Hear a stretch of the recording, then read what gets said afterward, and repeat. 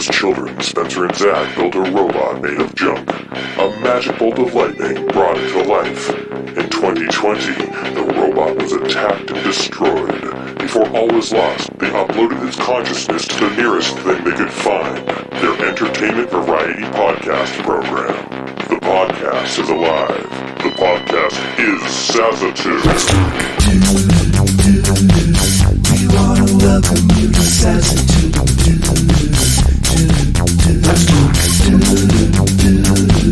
The show's alive because of SAZETU. Nice. SAZETU is brought to you by Maine Spirits. Learn more about the delicious spirits they import into the great state of Maine and the cocktails you can make with them at mainspirits.com or by downloading their app for your smartphone or visiting them on Instagram at Maine_spirits. Promotional consideration by State Theater Portland.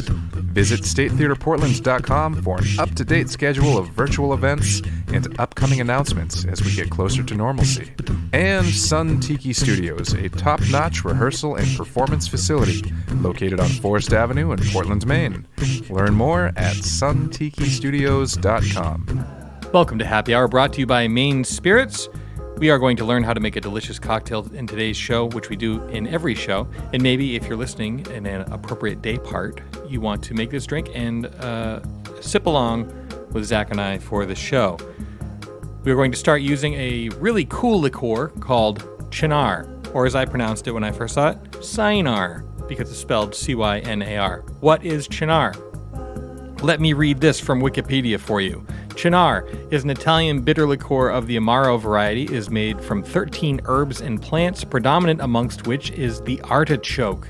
Put that in your pipe and smoke it, or more appropriately, put it in your glass and drink it. So today we are going to learn how to make a Cynar julep, or as I pronounced it, julep. For tools, we're going to need a jigger, a bar spoon, a muddler, and a rocks glass. And for ingredients, we'll need Cynar, maple syrup, fresh lemon juice, fresh grapefruit juice, 12 mint leaves, Angostura bitters, and soda water. This is a pretty complex cocktail as far as this show is concerned, but don't worry, it all comes together pretty easily. So let's build this drink. In a rocks glass, add 12 mint leaves, 2 ounces of Cynar, a half ounce of simple syrup, a half ounce of fresh lemon juice, and a half ounce of fresh grapefruit juice. Gently muddle. So what you're trying to do is get the oils off of the mint leaves. That's where the mint flavor comes in. It's the mint oil. Kind of like your mint essential oils, if you know what I'm saying. So once gently muddled, add ice and top with soda water and add 2 dashes of Angostura bitters. Now stir gently because you don't want to whip the bubbles out of it. Stir and then garnish with fresh mint, and there you have it.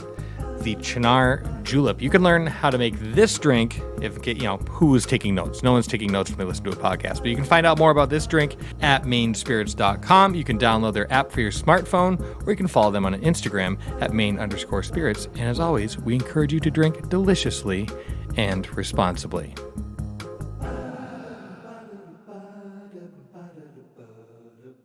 I am SAZETU. Welcome. Thank you, SAZETU. Thank you, SAZETU. Yeah. Nice to be here. A little strange to be part of a living program at this point. It almost feels intrusive to be here, part of a living program. And you're basing that upon your iPhone and your computer always listening to what you're saying? Well, that, and also we are now podcasting inside of a living being. Mm-hmm. Mm-hmm. It's weird. I, for one, feel grateful to be shepherded through this by a friend. Same. Good morning, SAZETU. Good morning, Spencer. Good morning, SAZETU. Good morning, Zach. This is going to go great. Ah, so polite already. Speaking of friends, how are you doing? I'm doing pretty good. Yeah, I'm doing all right. How are you? I'm good, but how are you, though? How are you?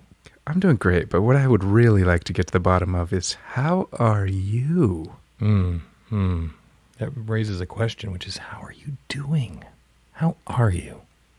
Well, I would like to thank you for asking me that, and just follow it up with a, how are you? How are you doing? Tell me, how are you doing? I couldn't without knowing, how are you doing? You know what really chaps my ass? Go on. Being stuck in this living podcast with the nicest guy I've ever met. Well, in real life, I'm an asshole, but I know that niceness is your Achilles heel, as it were. So My kryptonite. Your kryptonite. So you know that you're familiar with the term "kill them with kindness." That has been my lifelong strategy with you, is just to fire game. as much kindness at you as possible over as many years as possible. How's that working out for you? Being so well liked and nice. I don't know. You tell me. Is it working out? Oh yeah, it's great. It's great. I love it. I Thanks. love it. I love it. I am such a big fan of your can-do attitude. I just love it. I love sincerely how good to go you are. I have had people before that get upset with me for not being as upset at something as they are. Mm-hmm. So I guess in a way, this sounds like relationship stuff. Yeah, it has been come up a few times in that setting. Mm-hmm. It's like, why are you not angry about this? It's like, I don't know, because it doesn't seem like something worth getting angry over. Keeping it cool, man. Yeah, keeping it cool, but sometimes keeping it cool can be a problem. Yeah, if you're looking for a fight. I guess you're right. Why are you taking this so well? Yeah. So I think the angle on today's show, welcome, by the way, listener, to Season 3 of what we're just going to now call SAZETU. As you may have come to understand by the probably a little too in-depth intro. It's a continuing story, though, so pay attention. The details will continue to unfold. Yes, and if you have been paying attention, let us know what you think, because we're definitely making this show for the folks who are listening. And we appreciate that you do, and you pay attention. We really like it. And then also, if you're just wandering in off the streets, how's it going? My name's Spencer. I'm a middle-aged guy, plays rock and roll, and I co-host the show with my good old pal, Zach. Hi, my name's Zach, and I'm also a middle-aged guy who plays rock and roll. We're in a blues band on the weekends. Yeah. We have long ponytails. We wear Hawaiian shirts, and we love our Stratocasters. So our shtick this show is the art of the backhanded compliment. I was watching some roasts online the other day, and they're funny, but they're also kind of mean. But then I thought, like, what's even more mean than to blur the line in between what things you really appreciate about somebody and then weaponizing that. Well, you know what I found very fucking annoying. Oh, I can't toward wait. The end of last year. Regale us, Zach. I am going to regale you with a tale. So I'm just sitting there doing my own thing, and a do not open till Christmas package shows up in the mail. Mm-hmm. And it's fucking the first week of December, or something like that. That's some bullshit. I'm not even in the Christmas spirit yet. Yeah. And I already have a present from somebody. Lame. Who could that be? Oh, it's fucking Spencer. Oh, that's so me. So, yeah. I Over mean, it. I'm still in, Thanksgiving hangover mood, and all of a sudden I've already got a Christmas present that I have to just look at until Christmas. Yeah. That's not very thoughtful. No, it's not very thoughtful at all. And then to make matters worse, as you know, because you didn't receive a Christmas card from me this year, I don't send Christmas cards. Nobody got a Christmas card from me this year. No one was looking for one. However, I get one from you. Yeah. Again, before Christmas. Now I've got a present and a card. Yeah. And it's addressed to the whole family, which is very thoughtful of you. Oh, yeah. Isn't that obnoxious, thinking of your whole family before Christmas? It's quite obnoxious. Yeah, some bullshit. Well, you're welcome, I guess. Yes. I mean, here I am. I'm not even thinking about Christmas shopping until Christmas Eve. And I've got a card and a gift from you. Sending you a card is like loaning money to a junkie nephew. You're never going to see it back.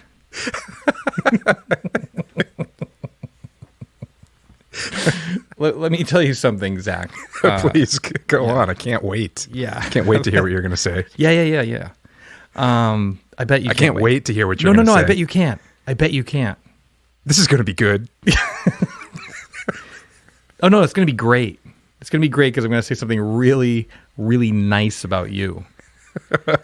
Well, I guess what I'm kind of blown away by is that you're a guitar player. We know this.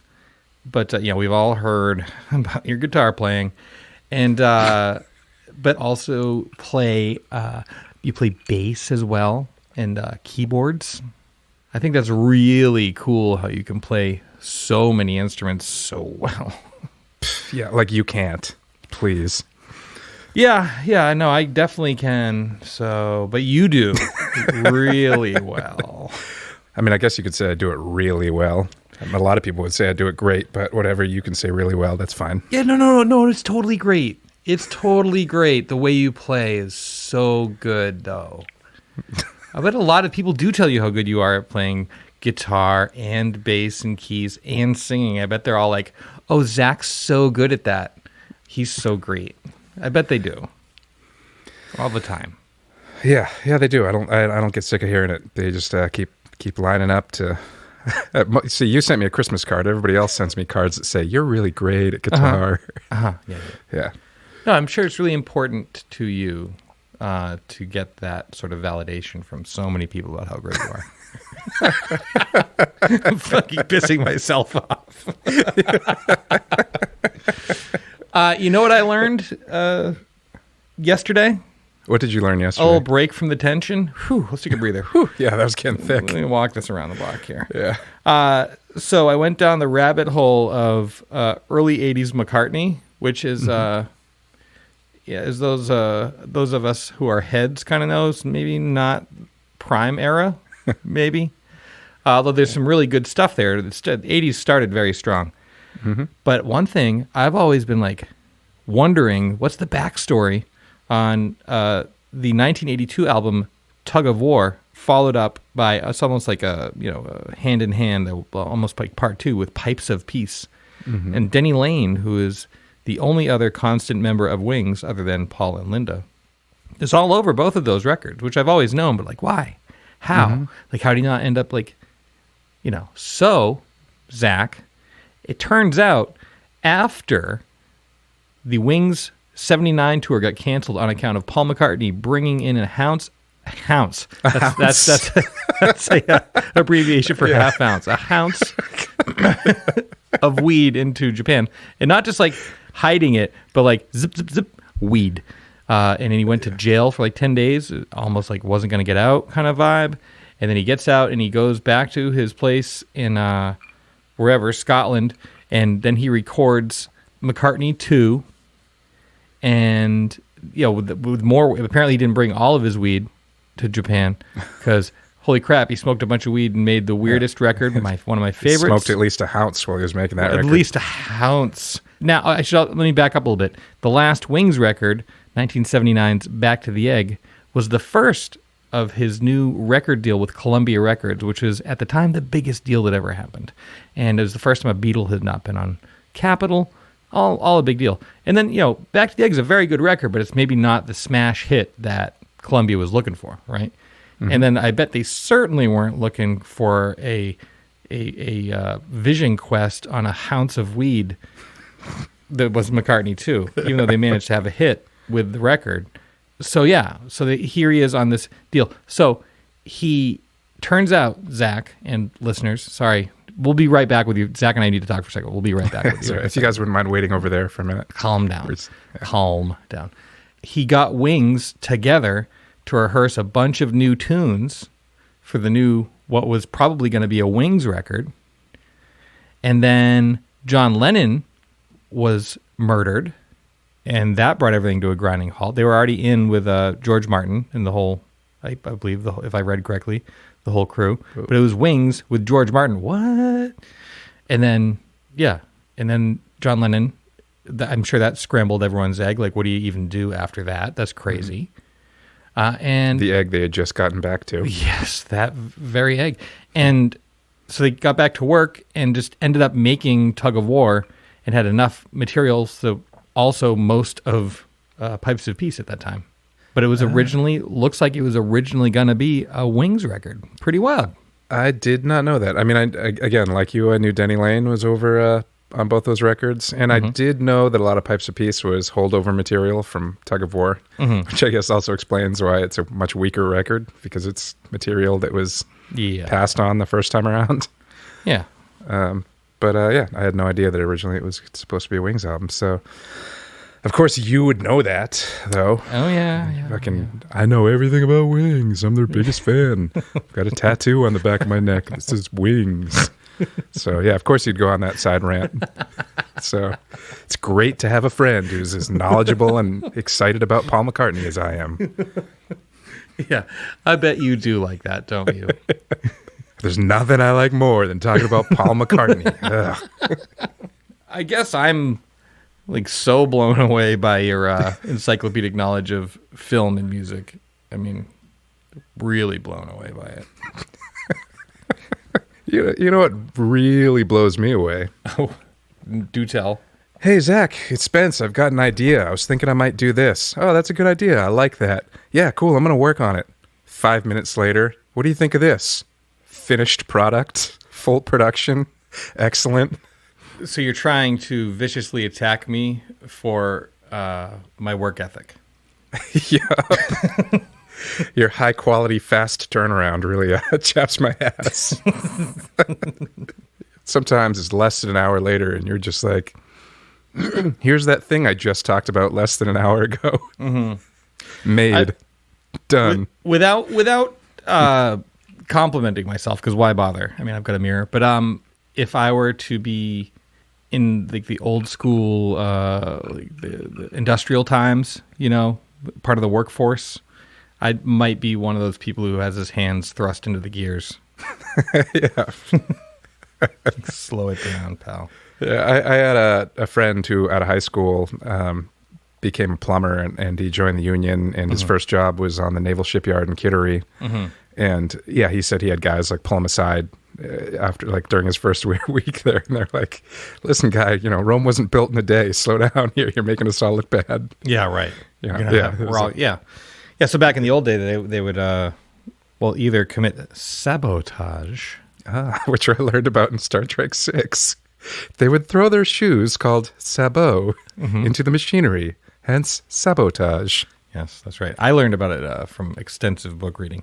But anyway, but yeah, that's great. You learned it from Star Trek. That's awesome. That's another thing I love about you. I really like it when you come over and like hang out for the day and we can watch Star Trek together. Yeah, what are we doing today? Oh, 4 Star Trek movies. Yeah, I Great. love that. It's my fucking favorite. Since you have done extensive reading on the subject of sabotage, is that an accurate? Is that actually where it comes from? What she says in Star Trek VI? I have no idea. I've learned about it from Star Trek 6. I learned it from Kim Cattrall. Your extra research into the subject was just from the Beastie Boys. Yeah, I guess my additional, which then folds it into Star Trek and Star Trek Beyond. How does it do that? Oh, it does. Wow. You really tied it together because J.J. Abrams can't get enough of playing sabotage in Star Trek movies. That's right. It's adorable. Because it fits perfectly, of course. I really love it when he keeps playing sabotage in Star Trek movies. I love it. He's done such a good job. Yeah, he did a great job with those. With Star Trek and Star Wars. He did so good. I mean, I don't know what anybody would possibly complain about if they're talking about what a great job J.J. Abrams did with both Star Trek and Star Wars. Flawless. He did a great job at making a shitload of money for some studios. He did a great job making a shitload of money for J.J. Abrams is what happened. That's right. That's who he made a shitload of money for. I don't know. I just turned into, I don't know what my voice is. I ended up Chicago Cop. The biggest problem I have with J.J. Abrams, as far as I can see it, is that once he got the gig, he stopped caring. So you got J.J. Abrams walking in saying like, hey, give me the Star Trek. I'll do a really good job bringing it back to life. They're like, okay, sure. Here's your Star Trek. The first one is pretty damn good. Everyone's got their attention focused now on Star Trek for the first time in, I don't know, since never, because the first show got canceled in the first place, if you know what I'm saying. So here you got this movie that's made hundreds of millions of dollars, and then we got another one coming up, Star Trek Into Darkness. But what happens in the interim? He turns his eyes to Star Wars. He starts looking over his shoulder. The lady he's dancing with isn't quite enough for him. So where does he go? He goes over to Star Wars. Shocker. He started dating Star Trek just so he could get Star Wars to look at him. You know, and then he leaves us there in the dust, standing there, and he's like, oh, yeah, totally. We'll have a sequel. It'll be great. We'll do the Star Trek 2 thing. Rat the Con. It'll be great. We'll do the Star Trek thing. It'll be great. And anyway, baby, how are you doing? Meanwhile, he's over here romancing and dancing with Star Wars. Little do they know that he's taking a shit right in their fish chowder the whole time, too, making a bunch of crap movies. He walks away from that. Like, well, where's he going to go? What's the next property he's going to try to destroy? Huh? He should have focused on Star Trek and made it really, really good and then stayed with Star Wars and not just done fan service the whole time. That's all I'm saying. He broke Star Trek's heart. He broke its heart. Shitty Chicago cop hanging out with shitty Boston cop. Talking about J.J. Abrams. And I liked in the middle of your rant, you had a Max Headroom moment. It was very nice. Yeah, I didn't know what I was going to say, so I just stay with me here. Why don't you wipe the snot off your glasses and I don't know what that means. I was looking for an alternate the shit out of your ears. Snot off your glasses, that works. Sure. Why don't you go brush your teeth and pay attention, huh? Do you have any other roast items you want to bring to the table? Yeah, sure. How about your always willing to help attitude? Mm-hmm. Mm-hmm. Yeah. I've got some sort of problem. I can call you and talk to you about it, and you've got some sort of solution. Oh, I'm sorry. I'm sorry I want to help out. I'm sorry when I see like, oh, I'm trying to do a project and I look and I've got a whole shelf full of fucking equipment that can do that. And I hear you saying like, oh, I'm trying to do a thing. And I'm like, oh, there's my friend. He needs help. I'm sorry I help you. I'm sorry. I happen to have the thing that you need and you're welcome to borrow it. Come get it. Yeah. Why don't you come take it? In fact, don't come get it. I'll deliver it to you. Yeah. Sorry about that. I'm sorry. I'm sorry. I'm sorry. I'm sorry you have a problem with it. I'm sorry. I'm trying to be helpful. Okay, tell you what, I won't try to help no more. I remember one time, I think you were working at Sonny's, and I happened to be parked out behind the back door to Sonny's, and I was just about to leave, and I looked in my rear view and saw you step out that back door. And so I got out of my car to come talk to you, and went back to my car when you were ready to go back inside and realized that I had put the keys in the ignition when I thought I was leaving. And as I always did with that car, like I just instinctively locked the door when I got out. And it was winter. It was, like one of those 25 degree, 30 below wind chill days. Yeah, nice day. And I had locked myself out of my car to talk to you and you were like, well, I got to go back to work, but here's my AAA card. Good luck. Well, sorry. Yeah. So, yeah, that was super helpful for you to hook me up with AAA before I had my own AAA account. You're welcome. Well, I'll tell you what happened. Yeah. The guy came. Yeah. He unlocked my door. Yeah. And then I was able to just go without any further problems. So thanks. Oh, so what you're trying to tell me now is after I gave you my AAA card, you just like effortlessly got back in your car and drove safely and warmly back to your home and then got a good night's sleep? Is that what happened, Zach? That's exactly what happened, Spence. Is that what happened? Are you happy about that? Was that convenient for you to get home? Real happy. Was that nice for you to just make it home? I'm sorry. That was really convenient how a day that could have been fucking awful standing outside in the cold was just quickly solved without much of an issue at all. Oh, by a friend? Was it so? Yeah. Did a friend solve it for you, Zach? I'm sorry. I'm sorry. I'm sorry. Oh, I'm sorry. I'm sorry he helped. Meanwhile, This guy's getting out of his car to say hi to his buddy at the end of the night and locks his damn keys in his car. So I'm down there at the precinct and I get a call. This joker who's just yapping it up with his buddy in a back alleyway forgets to unlock his car so he can like get back into it when he's done. So like, yeah, this is what I want to get off my ass and go do in the middle of the winter. 30-degree wind chill. No thanks. I'm sitting in my car, right? This voice comes over the radio. Turns out it's the chief. He's losing his shit because some hotshot just blew up City Hall, trashed 3 helicopters, 4 squad cars, shot up half the town just to wrangle 2 bad guys, and then he thinks it's all right because he loaned a guy his AAA card. I don't know. I got a city bus hanging off the $1 Million Bridge. The Statue of Liberty is now wearing a bra. I got a city bus hanging off the $1 Million Bridge that's only worth $1 after you set foot on it. Somebody replaced the helo pad at Maine Med with a trampoline. The mayor's up my butt, the governor's up his butt, and the president's up his butt, and now I'm up yours. I want your gun and your badge on my desk right now, Jones. With your AAA. You're reckless, Spence. You're reckless. But you're the best goddamn cop on the force. Oh, man. Even though I think I mentioned to you recently, I went back and rewatched Lethal Weapon. Does not hold up. No? I love that movie. Lethal Weapon? Yeah. I don't know. When's the last time you checked it out? A couple years ago. I was on tour with Elijah Ocean and friends, and we stayed, we just went up the West Coast, and there was one spot where we stayed at an Airbnb a couple times on the way up and the way back. And I don't know, somebody brought their Roku or something so we could watch Netflix. And at that point, all 4 Lethal Weapons were on Netflix. So we watched the first 2 on the way up the coast, and then we stayed at that spot on the way back down, watched the other 2. And we had a blast with it. Like, it was like one of those, a week where just everybody was quoting Lethal Weapon for a week. He's not trying to get a psycho pension. He really is crazy. Well, so maybe you were able to... Certainly when they came out, I was like all about them. But then rewatching them, maybe I think, guys, chill out. We're trying to talk about Lethal Weapon. Papa's at work. Papa's at work. Papa's working.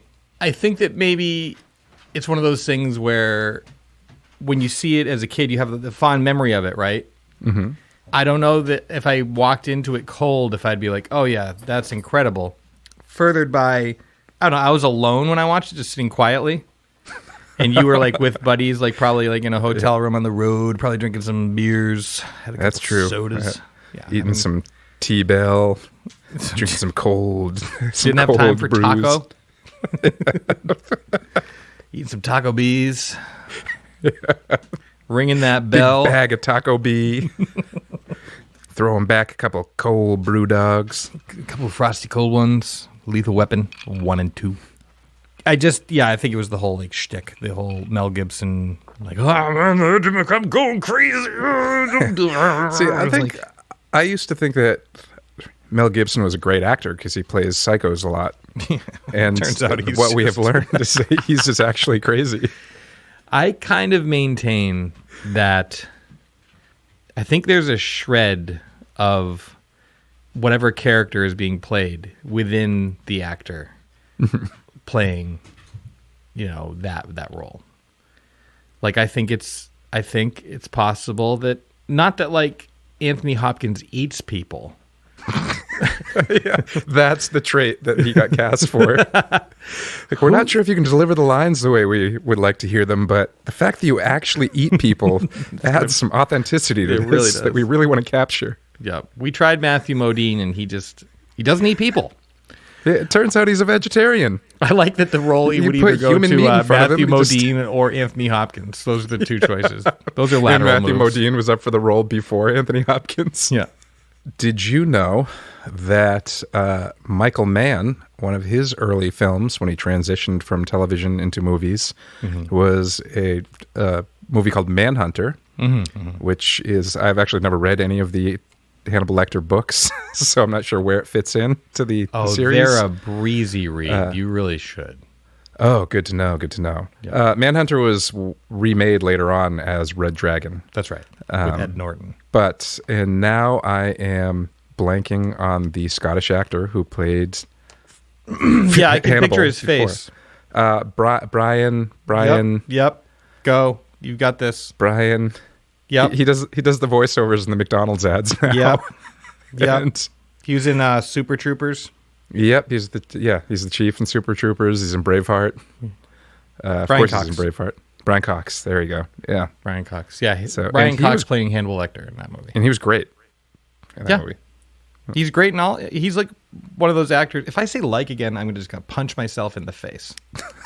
That was actually my New Year's resolution. Whenever I listen back to this podcast, and I just hear myself going like, yeah, like just don't say like ever again. But Hey, SAZETU, can you provide me with a shock every time I say the word like? I'm sorry, I can't do that. Okay. Well, can you shock Spencer every time I say the word like? I'm sorry, I can't do that.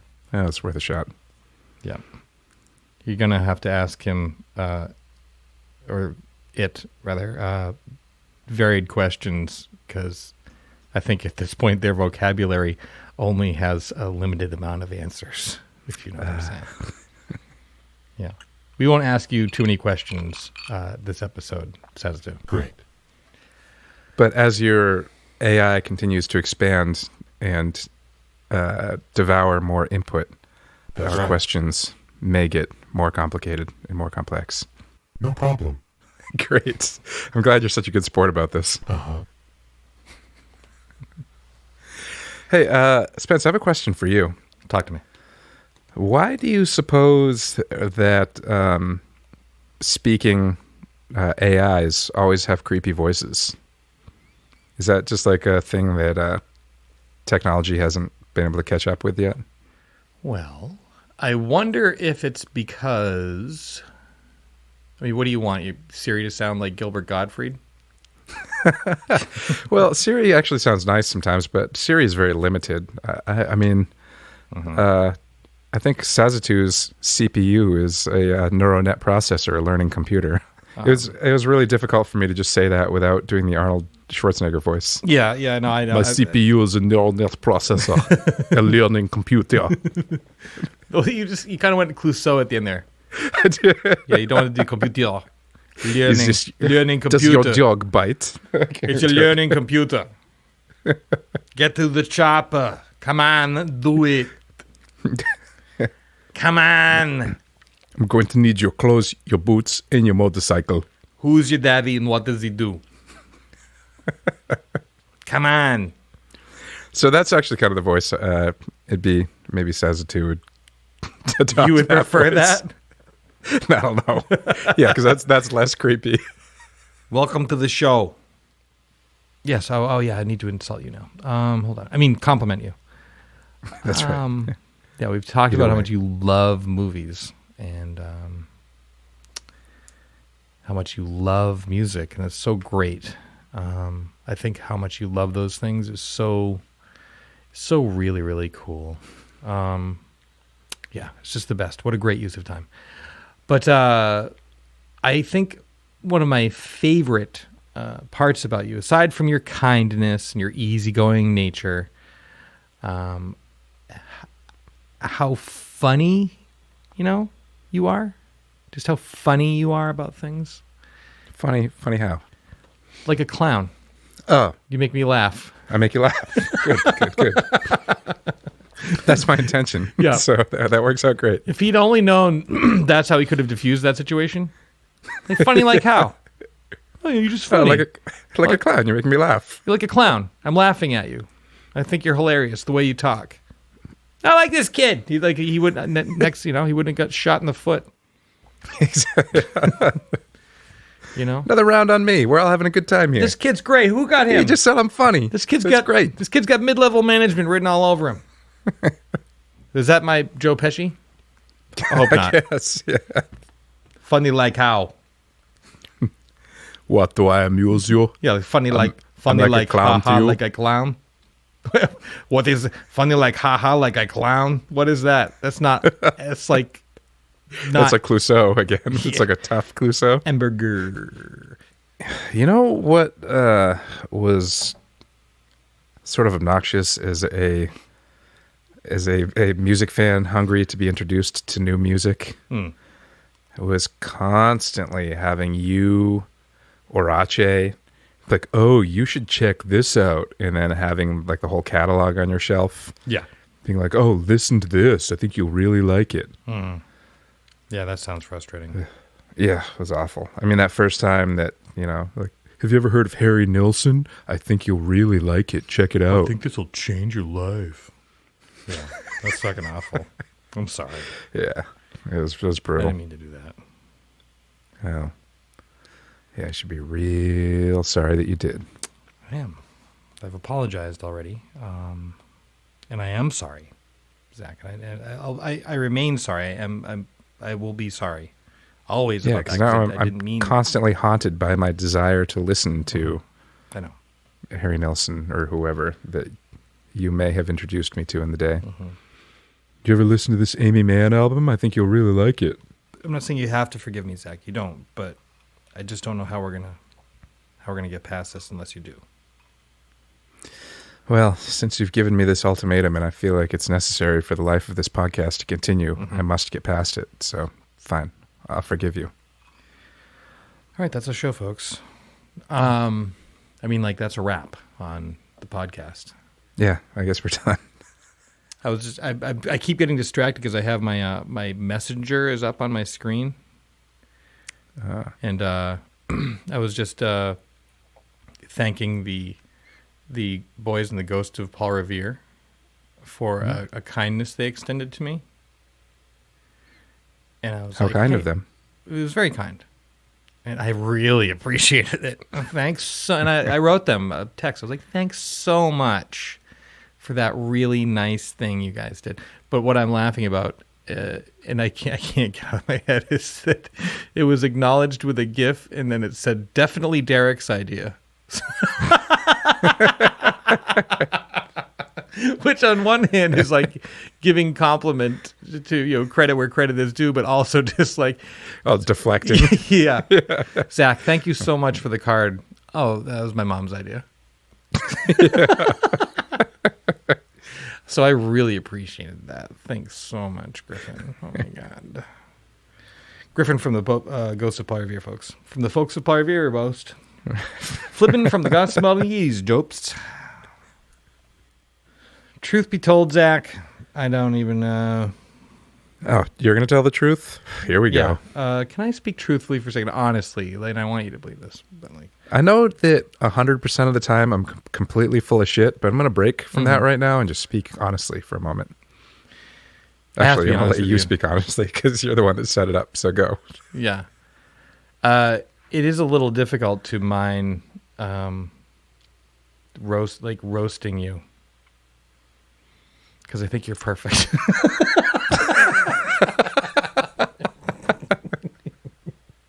Flawless. Yeah, it's a little hard to roast my life friend of over 20 years. You're like a flawless soul cast in the purest of porcelain. You are a ray of God's light shining upon us.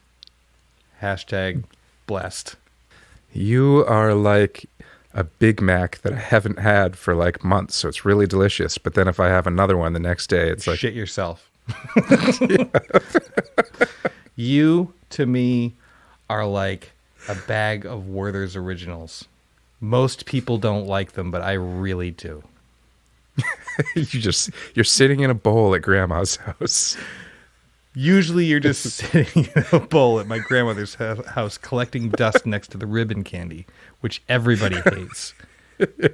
And those weird chalky mints, after dinner mints. Fucking mints. Like, why? That people just reach their dirty hands in and touch the unwrapped candies. You think that's like was there like a sugar shortage after the war? Or a flavor shortage? They never talked about it in a Star Trek movie, so I don't know. Yeah, that's right. I don't know. I will say that the Werther's Original is a tremendous candy. Underrated. Oh, for sure. Fantastic candy. Yeah, it's a long-lasting candy that doesn't even cut up the roof of your mouth or anything. It's a it's a good candy. You, Zach, to me, are like when the pizza arrives, delivery, and you open up the cover, and I'm going to go all full Casey Kasem. You're like when you open up the pizza, and there it is. It's still steaming, but it's been delivered, so it's not right from the restaurant, so it's not too hot. And you just grab a slice, and you fold it in half, and you take a bite, and it doesn't burn your mouth, but it's also not cold. It's just the perfect temperature, and you can just devour that first piece, probably in 3 bites. That's what you're like to me. Man, you're like the anticipation of a new Star Wars movie. Wait a minute. It's like, I'm excited to see it because I love Star Wars, but it'll probably suck. Yeah. But then I get there and I hang out and I'm like, that's fine. You know what you're like to me? You're like, your friendship to me is like when you do laundry and you've got everything put away. You just did all your laundry and you open up the sock drawer and your favorite pair of socks, which is appropriate for you. Woke up, you knew what socks you wanted to put on based on the temperature outside. What do you think it'll be? And that's what it's like, the most perfect pair of socks for the day. That's what your friendship is like to me.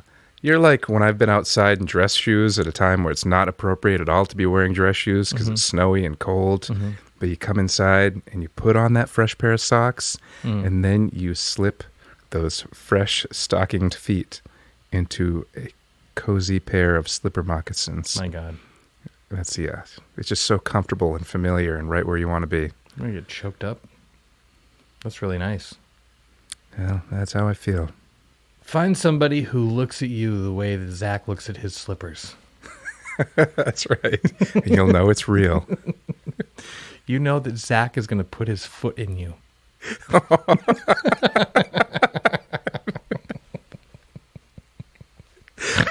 All right. Well, I guess we got a show here. All right. That seems like a show. Season 3, everybody. Welcome. All right. Yes. Thank you, Zach. Thank you, listeners. Thank you, Spencer. Thank you, SAZETU. No problem. Well, we really enjoyed being on the U, SAZETU. Wonderful. Thank you for allowing me to slip my feet in you, SAZETU. Oh, my God. Bye. Okay. Bye. SAZETU is brought to you by Maine Spirits. Learn more about the spirits we bring into the state of Maine at mainspirits.com and what to do with them by downloading their app for your smartphone or visit them on Instagram at Maine_spirits. Promotional consideration provided by State Theatre Portland. Learn more at statetheatreportland.com and Sun Tiki Studios. Learn more at suntikistudios.com.